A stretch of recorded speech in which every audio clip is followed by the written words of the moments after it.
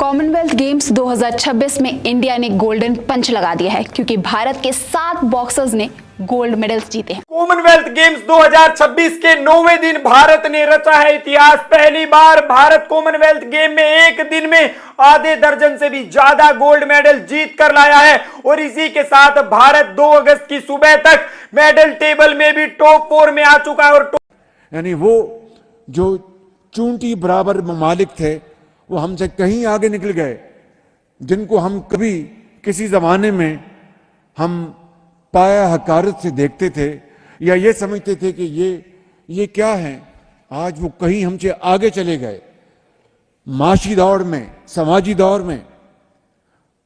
और हम आज 75 साल बाद आज कशकोर लेके फिर रहे हैं और हम इधर देखते हैं तो कर्जा, इधर देखते हैं तो कर्जा, उधर देखते हैं कर्जा, पीछे देखते हैं कर्जा। आज हम किसी दोस्त मुल्क में जाते हैं तो वो कहते हैं ये आए हैं मांगने के लिए। गवर्नमेंट ने कभी भी कोई खास सपोर्ट नहीं दिया, कोई जिसे कहते हैं ना टारगेटेड ट्रेनिंग। बाकी मुल्कों में टारगेटेड ट्रेनिंग ऑफ एथलीट्स वो यहाँ है ही नहीं, वो कॉन्सेप्ट ही यहाँ नहीं है। पहली बात ये है। अच्छा, दूसरी बात ये है कि जैसे मैंने अभी बताया कि सारा जो यहाँ स्पोर्ट्स का सिलसिला है उसमें प्राइवेट सेक्टर इन्वॉल्व नहीं है, तो गवर्नमेंट सेक्टर इन्वॉल्व है। दुनिया में private sector is involve in sport, यहाँ government sector is involve in sport, इसीलिए you have all these problems. जो आप देखें खिलाड़ी जो है वो इधर उधर घूम रहे हैं, उनको कुछ पता नहीं है कि हमने क्या करना है। फेडरेशन जो है वो मुसलसल पिछले 20 साल से सियासत का शिकार है। हुकूमत पाकिस्तान की कोई दिलचस्पी नहीं। और देखें जो लोग आए हुए हैं, आते हैं जो फेडरेशन के प्रेसिडेंट और सेक्रेटरी हैं, मेरे ख्याल में वो इतने उनको पता ही नहीं कि स्पोर्ट्स क्या चीज़ है, खिलाड़ियों को क्या तकालीफ है, क्या फैसिलिटी हो, ग्रूमिंग किस तरह हो, कैंप किस तरह लगे, 18, 20, 21 की टीमें कैसे बने। सर जब 20-20 साल तक अगर फेडरेशन या एसोसिएशन के जो चार्ज एक शख्सियत के पास होगा तो वहाँ पर बेहतरी की क्या तवक्को की जाए। अब हम क्या समझें ज़ाहिरा, अब आपने खुद हमें नंबर्स बता दिए कि न्यूजीलैंड की आबादी कितनी है, वहाँ से एथलीट्स कितने, तो क्या हमारी एक तो हमारी फोकस इधर नहीं है, हमारी प्रायोरिटी स्पोर्ट्स नहीं है। अब आप उन स्पोर्ट्स को तो छोड़ दें, जैसे हॉकी हो गया, क्रिकेट हो गया, ये जो हमारे स्विमर्स हैं, इंडिविजुअल जो स्पोर्ट्स होते हैं, क्या हमारे पास टैलेंट नहीं है या टैलेंट हंट करने के लिए कोई इवेंट के इनेकाद नहीं होते, उसको पॉलिश नहीं किया जा सकता, फैसिलिटीज तो बहुत बाद में आ जाती। 7 गोल्ड मेडल, वो भी सिर्फ बॉक्सिंग में। भारत के 10 बॉक्सर्स जो हैं वो खेलने वाले थे फाइनल इवेंट यानी कि गोल्ड मेडल इवेंट, और वहां पर 7 बॉक्सर्स ने जीत हासिल कर ली है, गोल्डन मेडल जीत लिया है और इसी के साथ टीम इंडिया ने इतिहास रच दिया है। अब कॉमनवेल्थ गेम्स का जो है आखिरी दिन आज है, लेकिन कल का जो मुकाबले खेले गए हैं बहुत बेहतरीन रहा है। इंडिया ने 16 मेडल्स अपने नाम किए और इसी के साथ इतिहास रच दिया। क्या समझें ज़ाहिरा, अब आपने खुद हमें नंबर्स बता दिए कि न्यूजीलैंड की आबादी कितनी है, वहाँ से एथलीट्स कितने, तो क्या हमारी एक तो हमारी फोकस इधर नहीं है, हमारी प्रायोरिटी स्पोर्ट्स नहीं है। अब आप उन स्पोर्ट्स को तो छोड़ दें, जैसे हॉकी हो गया, क्रिकेट हो गया, ये जो हमारे स्विमर्स हैं, इंडिविजुअल जो स्पोर्ट्स होते हैं, क्या हमारे पास टैलेंट नहीं है या टैलेंट हंट करने के लिए कोई इवेंट के इनेकाद नहीं होते, उसको पॉलिश नहीं किया जा सकता, फैसिलिटीज तो बहुत बाद में आ जाती हैं, तो हम इन लोगों को ऊपर लेकर ही नहीं आते, तो फिर आगे मजीद ही क्या परफॉर्म करेंगे। इस पर आप क्या कहिएगा, क्या सिस्टम में क्या खराबी है। Pakistan is a country of raw talent. जो आपके पास टैलेंट आता है ना, वही आप आगे जाके शोकेस कर देते हैं। आपके पास कोई नर्सरी नहीं है इनकी इम्प्रूवमेंट के लिए, इनको फैसिलिटीज देने के लिए। मैंने अभी जो आपको एग्जाम्पल दी है कि खुशहाल ममालिक में क्या सिचुएशन है, तो वहाँ इनको बेसिकली बिल्कुल प्रोटेक्ट किया जाता है कि इनको खाने, कमाने, घर चलाने, ये वाले इश्यूज ना हो। सबसे पहले तो जब आपको सुकून होगा ना फाइनेंशियली, तभी आप किसी गेम पे एक्सेल कर सकते हैं। अच्छा। आपका फोकस उस तरफ होगा।